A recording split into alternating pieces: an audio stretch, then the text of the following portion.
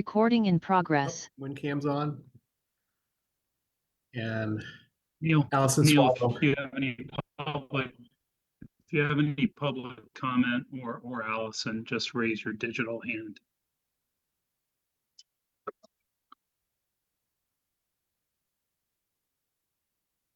Looks like no comment, Jay. Okay, we have the meeting minutes. We don't know if everyone's had a chance. Chris sent some additional edits this afternoon.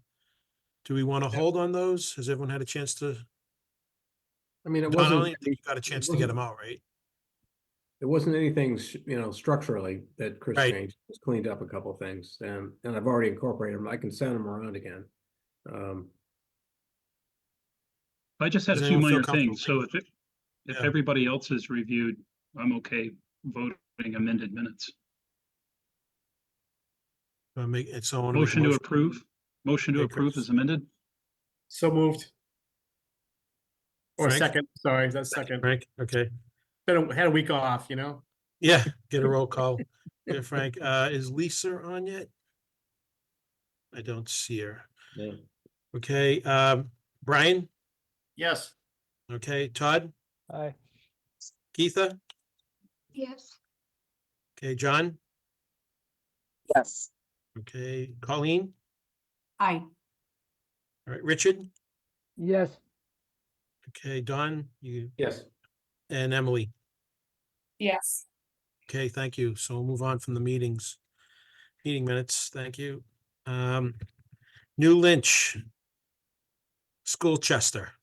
Yeah, Throw that was a that good in there, one, Chris. wasn't it? You're right. That's what I get, Jay, for trying to get an amended meeting minutes out there. It's the Schoolchester report.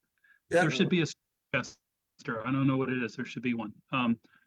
So just Okay. given the public comment we had at the last meeting, Jay, about police supervision of the site and engagement, we did have a follow-up with our lieutenant in charge. They are making some slight modifications to their sector patrols, especially on Fridays and Saturdays, just to keep some extra eyeballs on the site. But what was shared with me is that I think when folks do call into the police, that's usually not the first call they make. Seems like property owners are more inclined to call their neighbor and have a conversation first before they reach out to the police. And the message I heard is if the police are the last people you call, by the time they get there, everybody's gone. So Yeah. folks should feel comfortable calling the police department. You don't have to call 911. You can call the business line. And all they're looking to do is get out there and be sure that people are being safe. And if they're not, they'll encourage them to be and make a note of it. So that was basically it. Yeah. And building is just about done now. So, I mean, it's pretty close to being down. So, Really? yeah. I mean, Sunday when I was up there, all that was left is the two wings. And Okay. so sooner it's a clear site, the easier it will be. Yeah. Then we'll start worrying about break-ins of equipment and everything after, Yeah. right? Okay, the next one is the Hill Leroy report. And that's been, Chris dug into this. Thank you. And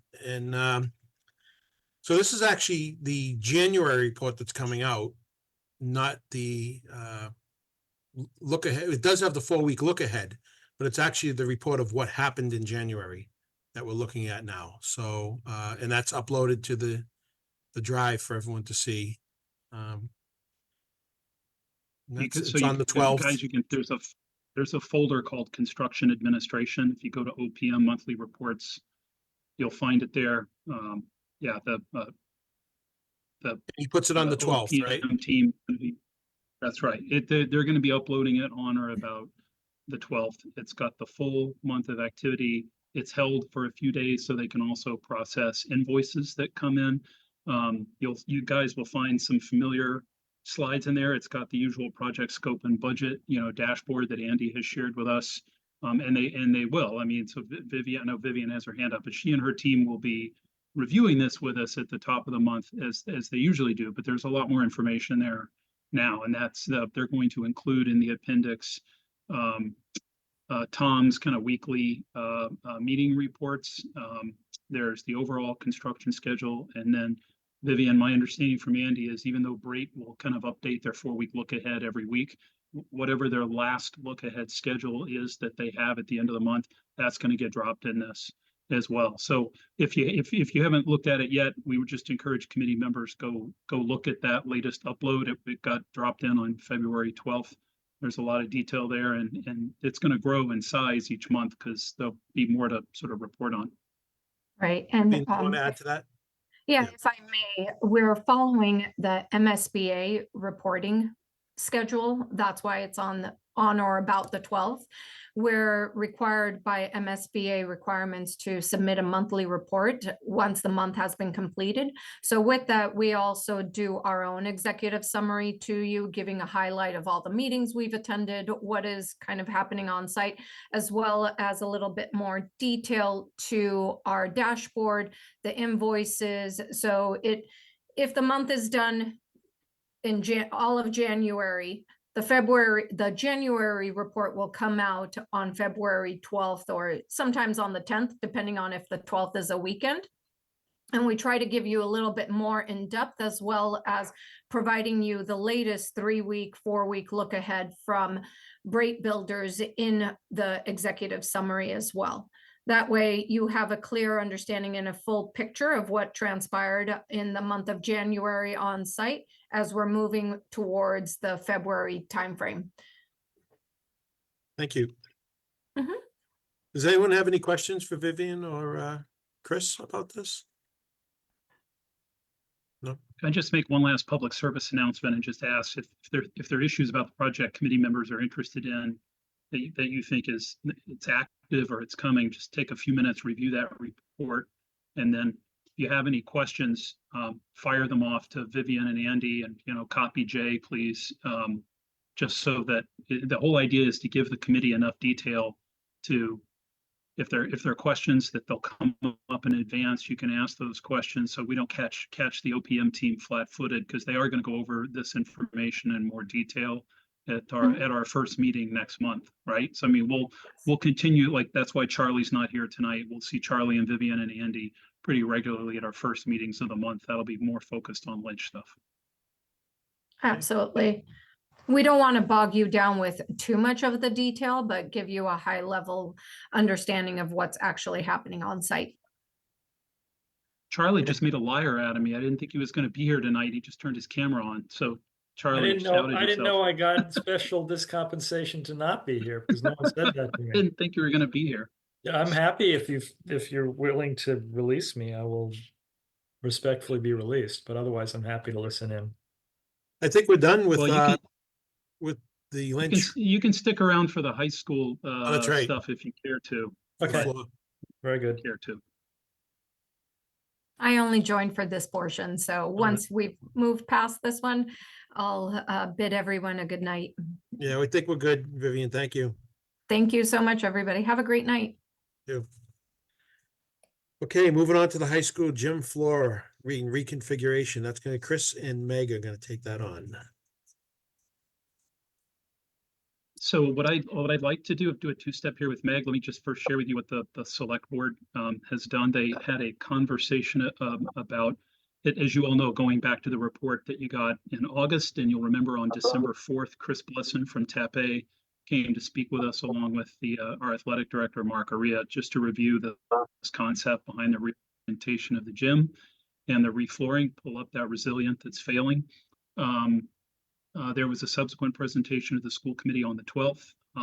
Dr. Hackett and Mr. Aria's recommendations were to go with the maple flooring and the sort of halves and quarters reconfiguration. And that drove about a $2.43 million estimated project cost. That included 6 months of escalation, but given that was back in August, that was presuming something like a spring 24 bid, and that obviously isn't going to happen because right now we just have conceptual level stuff. But there was sharp interest in seeing this project move forward. At the select board table, they discussed it at length on February 5th, and they had a special meeting on February 12th over Zoom to discuss it again. So the board actually voted unanimously on February 12th to develop an article with management to put on the spring warrant to fund the construction for the new flooring at the high school gym. and the reconfiguration of the space. Associated with that, given that we're not bidding in the spring, Beth Rudolph's suggestion was that we round it up a little bit. So we felt like $2.6 million made sense.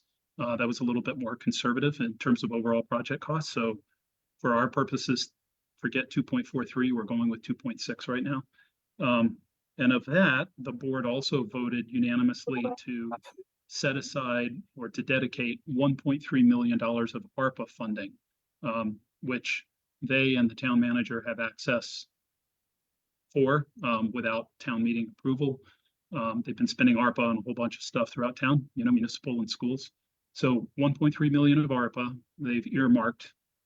In addition, they voted to recommend $960,000 out of the town's overlay account. That's the overlay fund is sort of overseen, I guess I would say, Meg, by the assessor's office. So if property owners, you know, want to contest their property assessment, they need a resource for that. And my understanding is the Board of Assessors felt like they could cut loose that amount of money.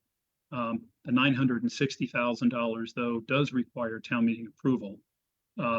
And so the 1.3 plus the 960 gets us close, but we're still a little short. And so the third lever the board pulled was to identify free cash to help close the gap. Separately, there are some ongoing conversations with some private foundations and sports groups and some individuals around the potential for some private donations, which we're hopeful for. But that remains yet to be seen. We have a little bit of time for that to come together. So anyway, the board, you know, unanimously supported the project. That was great. And then separately, the board also voted to take $100,000 out of ARPA to put towards getting the design process going again and get to a set of bid documents. And so that's where we are. That just happened on the 12th. I know we just had February break. Meg, can I maybe just ask you to talk a little bit about the process? And we can talk more, Jay, maybe later in the meeting about any disposition this committee wants to take on an article at town meeting. I think we have that on the agenda in a couple of minutes. Okay, Yeah, so we have to go through the designer selection process to engage with an architectural firm. You know, given the dollar amounts, it triggers that process. So let's see, today's last week, so we'll advertise this week. It'll be we'll try to have our RFP prepared and ready for distribution on the 6th, and we'll make it a very tight turnaround. So we'll probably have proposals due on the 21st of March, and hopefully have someone under contract by April 1st. So that's our tentative schedule right now. thank you. And we understand TAP A remains very interested in the project, which we appreciate. Yeah. We do. Any questions for Meg or Chris on this? The designer will report to our committee the progress once they get selected, just as far as the one. I'm not sure about that yet, how it's not, at this point, I would say not technically, but we could probably, I mean, we could certainly arrange that, but that's usually dictated at town meeting. Your EFPBC is a town meeting, you know, created committee, and it's town meeting that assigns projects to the EFPBC. We could certainly go through, you know, look at the design with you guys, but technically it would not be under your purview. And I think we can revisit that, Geeta, in a few minutes when we get down to the town meeting schedule. Okay. Anyone else? All right. So that hit both of the items, design through construction documents. Meg hit that too, so I think we can move on to the SGH product update. Yeah, so SG&H is under contract to perform their services. I guess Chris had uploaded their contract to the Google Drive if anybody's interested. Between SG&H and myself and Chris Conway, we've been coordinating their access to the school to get in and begin their coring. Some of their continuing their investigation into the issues with the floor. So I'll let Chris, I know that we have some dates scheduled around the SATs, so we don't disturb students. But I believe they're thinking about coming in on the weekend of the 2nd. Is that correct, Chris? Yeah, I'm supposed to receive tomorrow their map and schedule, but it is tentatively for this weekend, Saturday and Sunday, Okay. around the building. Yeah, so the idea is they'll get in, they'll start their, investigation work, phase 2 investigation work, and then continue working closely with Chris and myself and get in and do some more, they're gonna do a grade beam study, they're gonna do more carbonation testing, they're gonna look at the standing water in the basement.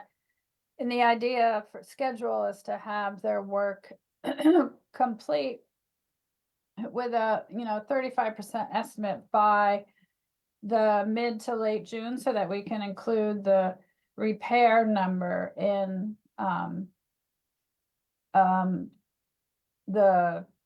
I'm sorry.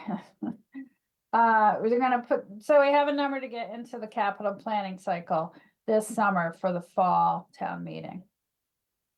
So that's the tentative overall schedule for their contract. And can I add, I've created, it's a little wonky to do it this way, but I have created a folder on our project drive.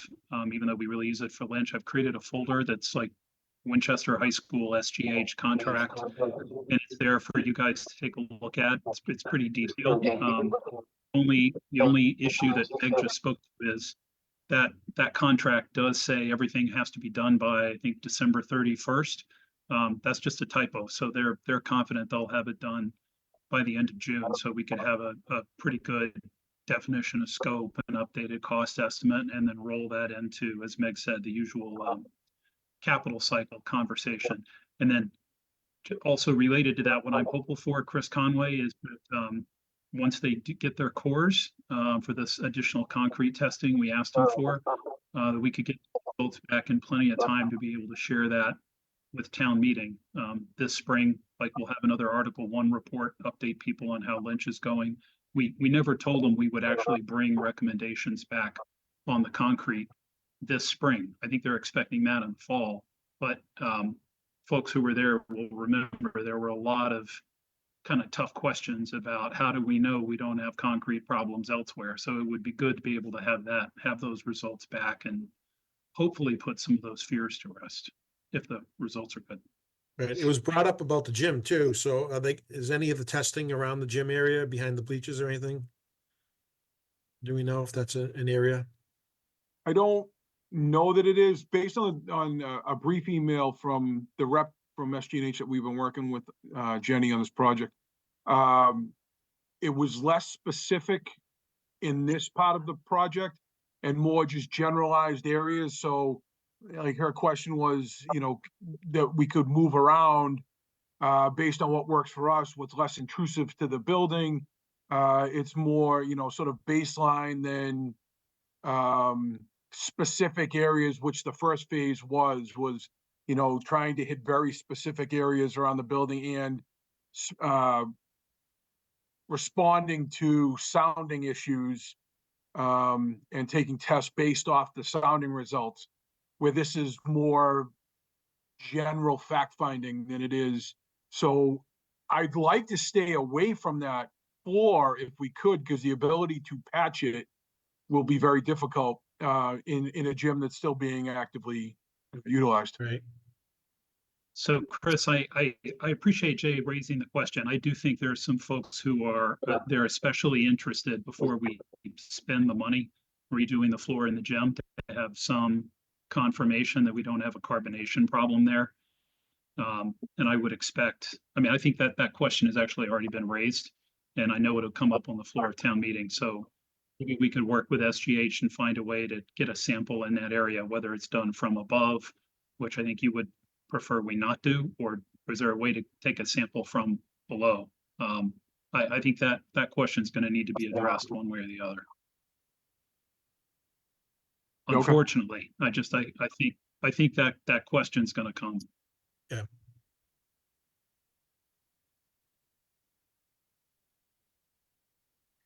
Any other questions on this? Move on to the trap. Chris, do you have some update on the trap work? Trap repairs? So there's not a lot of an update for there. We're sort of holding, I think, at this point. I had a discussion with Alan Humphreys from SG&H, who we were working with sort of on site last week, I think. And, you know, at this point, his recommendation is to proceed with replacing piping wherever we can, because while they've identified some components of what's, of the corrosion, the ability to stop it or counteract it would be very minimal and also very expensive. In his opinion, certainly more expensive than trying to just replace the piping wherever we can and monitor it. So what I'm tentatively working with right now is starting to identify areas that we can replace the piping. And we're going to identify any piping that we replace with a date, so that we can, you know, if we identify it as basically coupling to coupling where a piece has been put in, we have some traceability back to whether it's original piping or whether it's a piece that's been put in from a different piping lot from at a different time, et cetera, et cetera. So that's the general direction I'm going in right now. Okay. Any questions for Chris? I have one. Is this coming out of the DPW maintenance budget? Are you having this conversation with Bob, or how are you budgeting, and where are you finding the money? Well, right now, we're doing the work internally, and so it's really just pipe and couplings. If we get to a point where we've sort of exceeded our capabilities as a small crew, then we'll have that conversation. Okay. I could have asked it a little differently, which is, do you need funding to be doing this? But I mean, I know DPW has a maintenance budget. I just know you guys get stretched across all our square footage. Yeah, we're just, we're whittling away at it right now, but we may get into a situation where we've got to look at alternative piping methods because we can't access certain areas, things like that. And then, like I said, at that point, we'll look at other opportunities. Thank you. Jay, I see town articles as next item. May I ask quick 2 questions? The SGH, when they do the inspection, Chris and Charlie, I guess if they're going into difficult access areas, I was wondering, could that be a video inspection so that it could be recorded and sort of we just have that piece? Let's say they're going into crawl space to test the concrete or something. I was just wondering, when they go down there, could that be video recorded as well so that it could be shown, or whether any value to it other than just taking the sample and testing? When they're doing the performing of the sample, I was just wondering.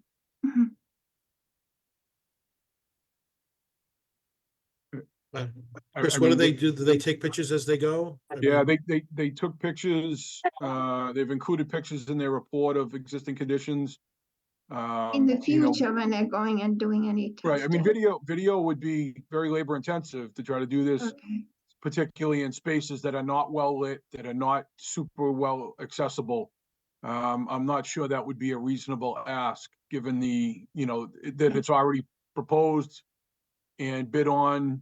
And like I said, the conditions just aren't that great for shooting, super visual video. All right. One other other question I had, I guess, Chris, on that construction administration folder, I was just wondering whether the master submittal schedule would be of any help. I know you have 3 folders up there, so under the submittal log, I guess you're going to load it up, but I was just wondering, not as a weekly reporting, sort of from the contractor, under each spec section, what are the submittals anticipated? I guess you call it a submittal schedule. Would that be of any? Yeah, I appreciate the question. I had set up, I'm not able to open it up right In a this big second. picture, I right? had set up yeah, I had set up like a folder, an RFI. I just set up a folder called RFIs and a folder for submittals, and it was just sort of generically there to address whether it was reports or issues or what have you. I don't know that anything's in there yet, but I think, I mean, I think it could be done. I think there is an overall submittal schedule. I know, I think it's a Bree, requirement. The I am- contractor should have given one. There is one in Procore. There's a whole Okay. tracking in Procore for the job, Okay. submittal tracking. By each spec section. Okay. Yeah. Okay. All right. The only thing I would caution you on though, Geeta, is, well, whether you're accessing it through Procore, or if we get like a No, I didn't PDF go of it through. and I we went upload to it. your it's- folder. I went to your folder. Yeah. I'm just saying if folks would be interested in seeing the overall submittal schedule, we could talk to the Hill team about that, Jay, but I would just caution the committee because Brait just sent in a tremendous number of submittals on things that aren't needed for like over a year. And so they've had a conversation with the OPM and with TAP A about kind of, I mean, prioritizing, but frankly, just ordering what makes sense to deal with first, right? So go through, for instance, all the steel shop drawings is more important than architectural ceiling tile right now. So there may be some things that look like they're overdue, but it's just because there's, as I understand it, Meg, there's like a team understanding that there's certain submittals that require priority. If Brait wants to send stuff in early to get it off their plate, that's fine. But I think there's an understanding with TAP A that there is an order to the things that are going to be reviewed by them and the engineer. Is that fair, Yep. Meg? Yeah, and every week the list is reviewed between Brait and the and TAP. So Okay. Yeah, That was the thank- underlying reason of asking it, instead of finger pointing at the end, is that something to keep us in track. oh, Mm. absolutely. Okay. Yeah, it's reviewed weekly, and I know that TAP looks at it daily because they're reviewing and commenting and replying, so it gets updated all the time. Yeah.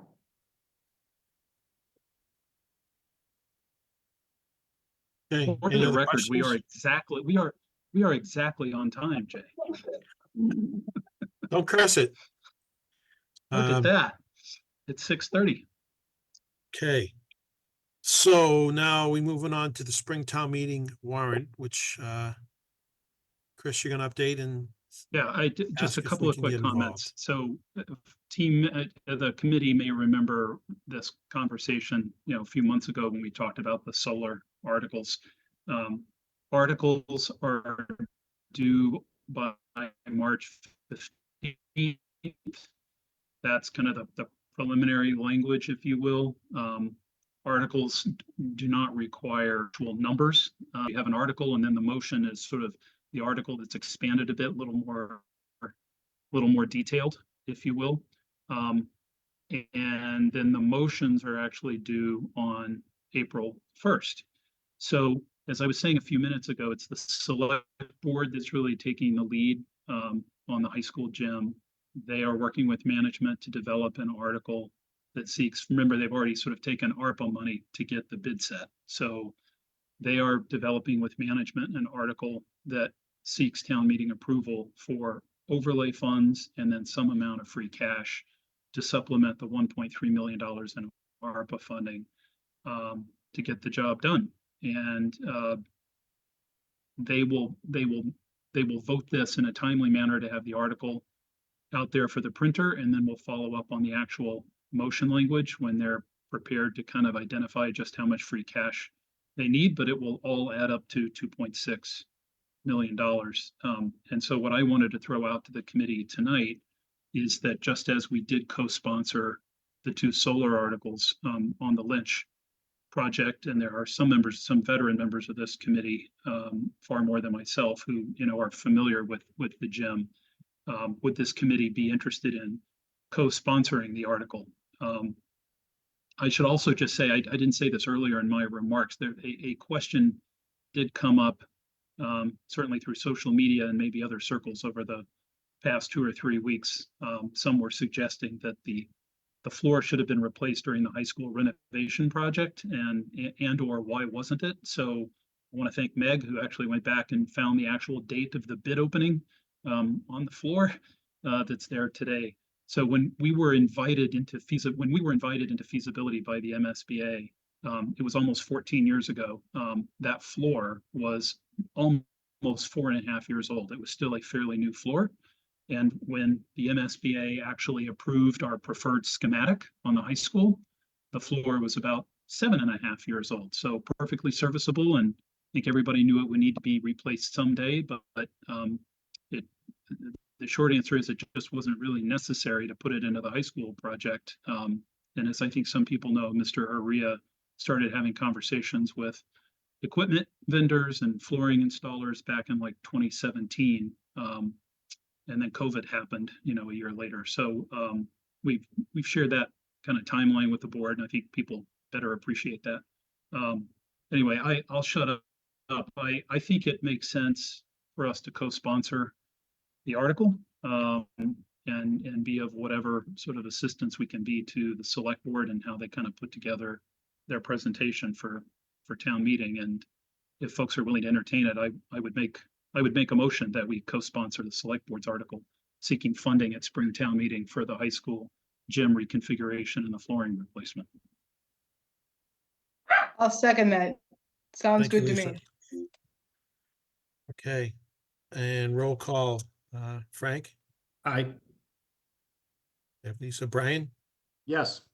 Todd, aye, Geetha, Aye. John, yes, Colleen, Aye. Richard, yes, Don.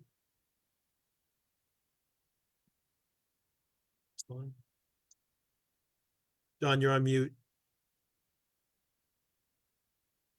yes. Thank you. Emily? Yes. Sorry. Okay, thank you. All right, you're all set, Chris. Also, I'd add a side note to that even if it was included, it would not be funded by the MSBA back when we did it. The gym was not, was too large and everything else that they had exceptions for. So it would be on the town if we had done it back then anyways. And Yeah, probably would have been I'm glad you mentioned that. When I went back and actually found it's like a 2-page document from the MSBA when they were inviting us into, when they were approving the preferred schematic, which was to renovate the high school. There was a long list of like conditions and exceptions, and there's a whole paragraph about how there's very little that they're prepared to give us to do anything with the gymnasium. I think if we had torn it down and built Like a you new said, smaller one, they probably would have paid for it. Right, There's they just no reasoning behind the way they work. considered it a field house, not a. Yeah. That's right, yeah. They also said if we built a new high school, our auditorium would be smaller. They said our stage was 30% too big, so they were limiting their reimbursement there as well. So go figure that one out. Okay, Super. any other questions for Chris on this? No? Manager's letter and a last minute add-on, which is is that a monthly fee, Meg?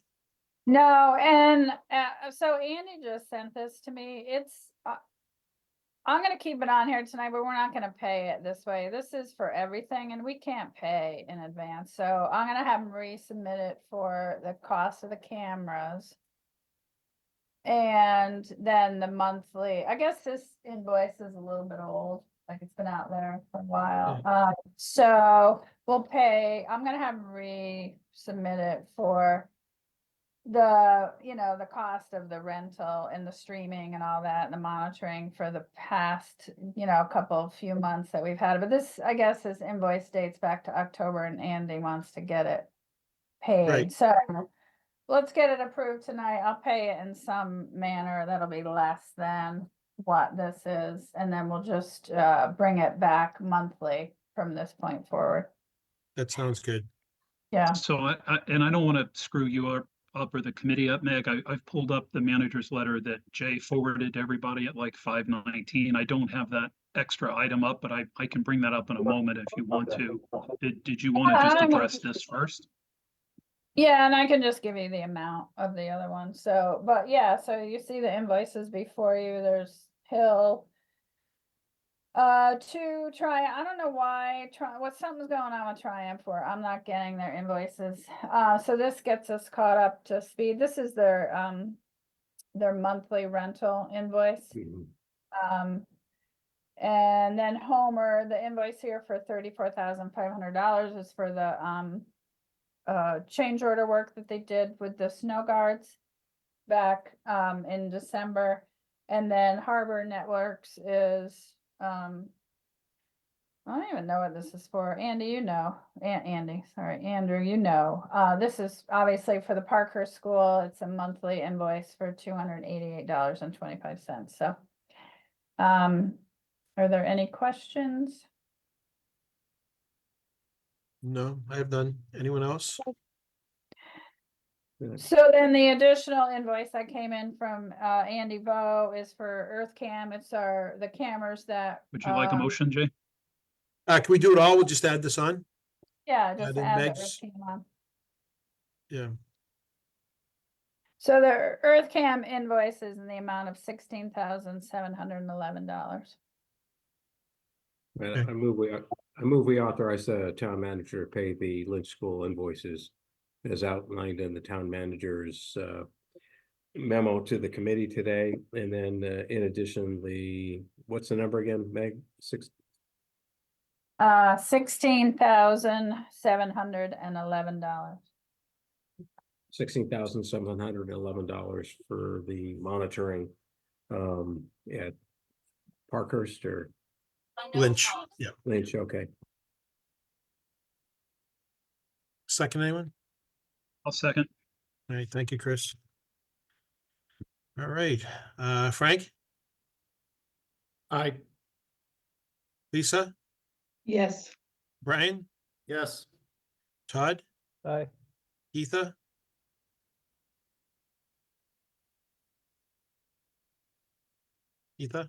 Aye, okay, thank you. sorry. John, Aye. Colleen, Aye. Mike is off, Richard, Yes. and Emily. Yes. All right, so that's approved. I'll get that over to you tonight, Meg. Next much meeting money? dates. Okay, how much money left on Parkers now? Just, What do you mean left on Parkhurst? I mean, are they funding, with this, Etha, you'll Invoice. find that, you can find that in that January report okay, in the CA folder. okay, okay.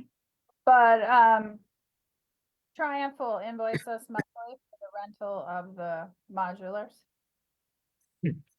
I guess the question is whether there would be, when would be the last invoice that would be coming for Parkers and whether there would be any funding left or something like that.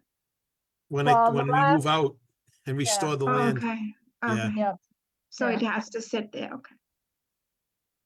Yes, absolutely. Well, it's been encumbered. I mean, our contract with Triumph is through the end of the lease period, Okay. which is, June of 25. At that point, assuming the project's on schedule and the children can move in September, the modulars will be removed from the site and the site will be restored to its, earlier Okay. condition by the end of the summer, and then we'll be done. But all of that is in Triumph's current contract. Okay, okay. Meg, not to change the subject too much, but while we're on it, have they got back to you with a deduct to leave the new walkway?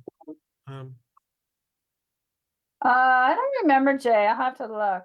We have, Maybe- we've got some reconciling to do, with the utilities and the road and all that. So, Yeah. as we have a while, So Okay. as, you know, maybe next year you can start to talk about that, you know, as you approach the, you know, the end of their contract.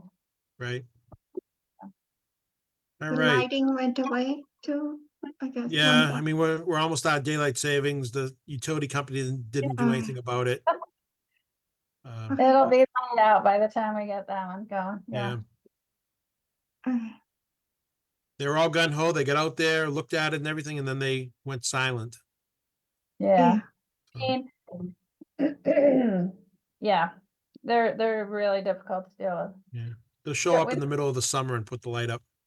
Right. We don't even have power to the, you know, the job trailers. They're just so slow. All right. Next meeting will be March 4th and then the 18th. And then we're looking at April 1st and then the 22nd. What was it, 8th and the 22nd? It was, well, it was the first or the 8th because of the spring break. And I Yeah. think some had a preference for fill in the blank. What was your preference? The Yeah, 8th? I think it makes more sense to meet on the 8th and the 22nd. That way I'll have all the freight invoices, the Hill invoice, the Tepe, all the big ones, will have had a chance to, you know, been reviewed and received. April 1st is a little tight. Yeah. And I don't want to hold them, so. No, it makes We're sense. going every 2 weeks. Is there a reason coming with the March 4th meeting? Just. Like, Well, we meet with Hill presents the Lynch project, Geeta, at the first meeting of the month. That's where they're going to review their Okay. project open Okay. budget. And Charlie will be there. Like, for instance, Warner Larson did get out there, looked at the northwest corner of the site. Okay. And I think they've prepared like a report and some recommendations. So the idea is that we'll get that out to the committee well in advance of March 4th. So we can review that. So we're trying to sort of transition to Okay. having 2 meetings a month, but we focus more on Lynch on the first meeting and then Okay. pick up the other stuff second meeting of the month, which is partly why this meeting tonight is kind of short. Okay. Vivian just came on because we had that small, comment, but other than that, her or Charlie wouldn't have had to come on tonight, her team. So, okay. Anything else? Chris, you wanted to throw something in at the end? Well, I would make a motion to adjourn and look brilliant because we're right on time at 6:45. But I think you actually, Jay, wanted to share something about there's a groundbreaking date that's been picked, right? Right. Yep. Okay. Yep. The March 22nd at 2:30, we'll be sending out information. But it was approved by the MSBA. So the date, so they can all be there. Yeah, so everyone will get an invitation. And Um, if Andrew or Frank are on, can just somebody speak to how the kids are welcome to be there, right? But driven by family and friends. We're not running a yellow school bus over there. Correct, right. So the timing will work with Lynch dismissal. And certainly parents and students are welcome to attend. Obviously different groundbreaking, then- different than the actual building opening, right? So this is a little Right. less of a ceremony because it's a really bunch of dirt Right. and not as exciting as when we have the new building ready to open. And Frank or Andrew or Jay or somebody, we're still keeping open this idea of a something that could engage the kids, right? Like a topping out ceremony or signing the beam or something that we actually can make them feel a part of this. I would, I mean, depending on, yeah, I think it's a short answer, Yep. yes. The topping out ceremony, I think is a great way for kids to engage, and I've done that in several different projects I've been involved in. Kids love signing the beam, and whether we can get them there on site to see them raise it depends on the construction schedule and all the rest of it, but that we want to be able to figure that out for the students. Okay. I mean, the beauty of something like that is that doesn't need to involve the MSBA. That's kind of like our own local way to kind of celebrate a milestone and get the kids excited. Get that piece of steel over to Parkhurst, that would be ideal. Right. Figure that out. Right. Take out some vehicles on the way up that hill. All Kidding. right. Frank, I can add that they are looking into that, bring that over to Parkhurst. They just want to see the sizing and where we would place it. So. Okay. So Chris, you put a motion to adjourn? Well, I will now, but we're 2 minutes late, but sure. I was going to second it when it was on time, but I'm not going Working to pretty good. participate in a late motion. Okay. Second, anyone? Second. Lisa? Okay, Frank, Aye. Lisa, Yes. Brian, Yes. Todd, Yes. John, Yes. okay, Colleen, Yes. Richard, Yes. Don, Yes. and Emily. All right, thank you, everyone. Thank you. We're Have a good night. few minutes See you late, next but- week. Bye-bye. Yep, see you next week. Bye-bye. Thank you. Good night.